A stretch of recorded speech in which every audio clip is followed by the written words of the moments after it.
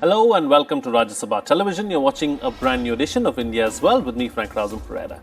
India and the US have agreed to deepen their bilateral cooperation in areas of defense, counter-terrorism and trade, and to work with like-minded countries for a free and open Indo-Pacific region. The decisions were taken as the second India-US 2+2 dialogue concluded in Washington on Thursday. US Secretary of State Mike Pompeo, along with the Defense Secretary Mark Esper, hosted their Indian counterparts, External Affairs Minister S. Jaishankar and Defense Minister Rajnath Singh, for the dialogue at the Foggy Bottom headquarters of the State Department. The dialogue was held in New Delhi in September last year after the mechanism was approved by Prime Minister Narendra Modi and US President Donald Trump. In the second such dialogue, India and the US agreed to further expand their defense ties. Cross-border terrorism emanating from Pakistan featured during the 2+2 ministerial talks. On this edition of India's World, we will analyze the second 2+2 dialogue between India and the United States. Joining me on the program today are Pramit Pal Chaudhary, Foreign Affairs Editor of the Hindustan Times, Major General Dhruv C. Katoch, retired Director, India Foundation, and Prabhu Dayal, former Ambassador. Thank you to all my guests for joining me on this edition of India's World. Pramit, let me begin the program with you. Let's first try and understand the backdrop in which this particular dialogue was held. Well, as you know, we have a regular 2+2 dialogue with the United States on foreign policy and defense. We've been moving slowly forward on, as you know, the so-called foundational agreements. SISMOA was signed last time. We're still negotiating the so-called BECA. But at least we got this industrial security annex signed this time. Now, I think I would argue that the heart of the problem is not the strategic side. Our agreements on the Indo-Pacific, even on Afghanistan, insofar as while President Trump wants to leave there, the Pentagon definitely does not interested in walking out. But on the Indo-Pacific, on the strategic side, I gather the talks went very well and have continued to do so. Our problem lies in the nitty-gritty of the defense relationship. We have a basic problem. We have a number of fundamental structural problems as to why we defense relationship more strongly than we have right now. One is the issue of being able to buy American weapons, one that's very expensive. The American red tape regarding their technologies and so on is probably the worst in the world. Second is that our private sector finds it difficult to work with the American private sector. They're much larger, they're much more expensive, their technologies are complicated.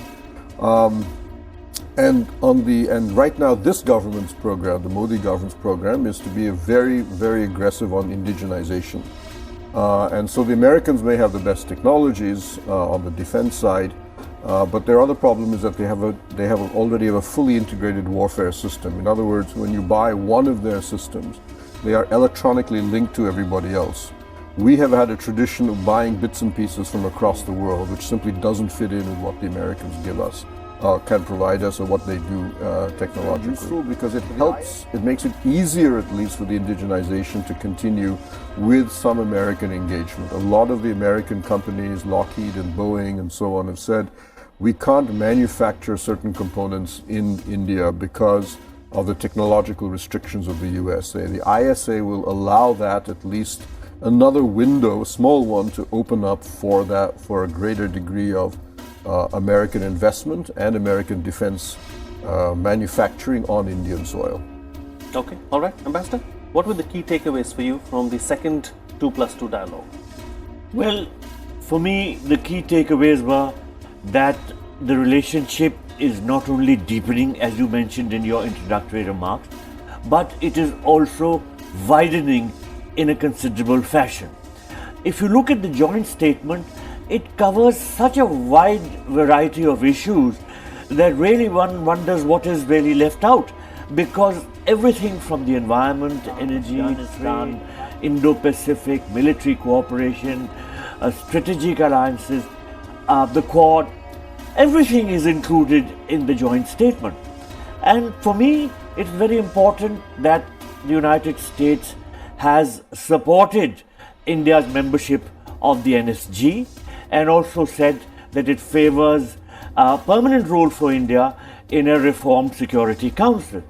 At the same time, calling out Pakistan by name and saying that it should not allow its territory to be used by terrorist outfits for carrying out terrorist acts against other countries is very significant, and the Americans have not stopped short at naming amongst the terrorist organizations listed in the joint statement the Lashkar-e-Taiba and the Jaish-e-Mohammed, which really must have come across to our side as something that the Americans were doing to be more in consonance with our thinking on terrorist issues.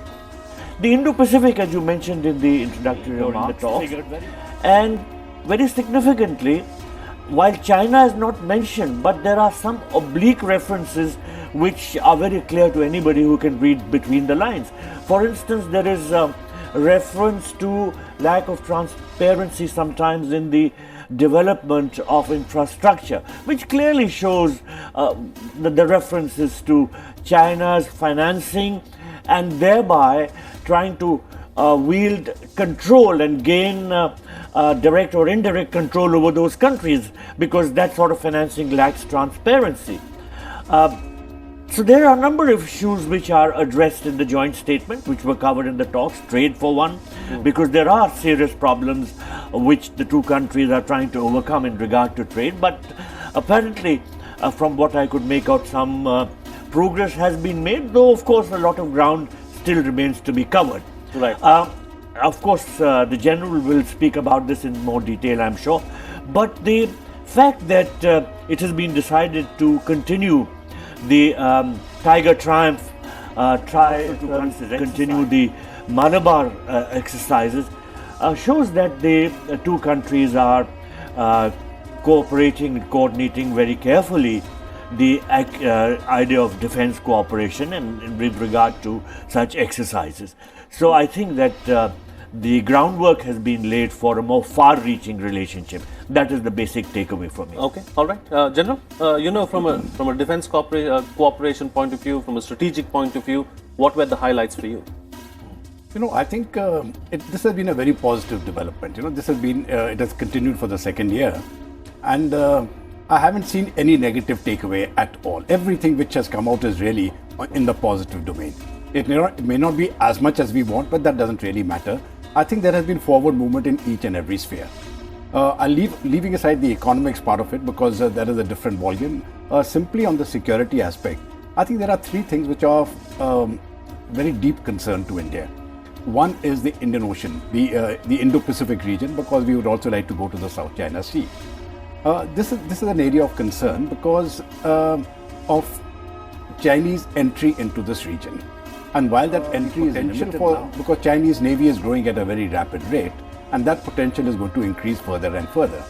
So I think when we are looking at the Indo-Pacific and you are having an agreement on that, and when they are using words like free, open, inclusive, peaceful, and prosperous, you see, each word is very, very significant, especially the first word, free, because that freedom is actually restricted in the South China Sea.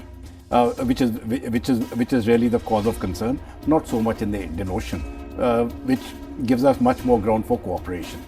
So I think this, when we are talking of the Indo-Pacific as a strategic takeaway, I think this is a very significant takeaway, and in my view, it is going to be developed further with the Quad as we go down the years, say within the next decade or so. I think the Quad is going to take shape in a very, very strong way, where we include, besides India and the United States, the Quad also comprises Australia and Japan.